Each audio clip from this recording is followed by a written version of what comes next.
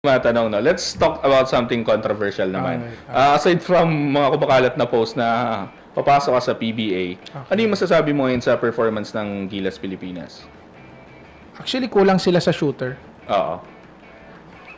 Actually, ako ang kailangan nila dun sa loob. Wala pa kasing, nakaka-create ng ganyang klaseng hype. Pag ako nandun, pag nakatira, sigurado sigawan ng mga tao.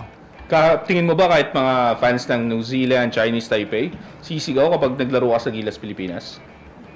Ano sila? Magmamano sila sa akin. Sure yun. Boss! At the same go time, ahead, boss. syempre, alam mo na, kilala na ako Mm. sigurado, papapicture pa yan sa akin. Grabe naman si boss. Boss, sa Gilas Pilipinas, may Justin Brownlee sa Dwight Ramos. Sino tingin mong mas sisigawan? Dwight Ramos o Mr. Longbam? Mr. Longbam. Bakit, boss? Wala talagang ako, kilala na ako sa lahat. I mean, hindi man ako nag-aano, pero Wow! talagang masasabi ko talaga na everywhere I go, fans are looking for me. Yun, grabe. Boss, isa ba sa mga kumakalat kasi ngayon, balak mo daw maglaro sa China? Totoo ba yun?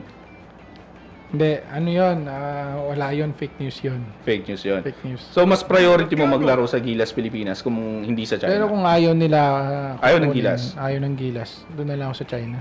Wow! Pero ano lang ako, support lang ako doon. Support lang din. Bali, dalawa yung sinusuporta mo. China sa Gilas.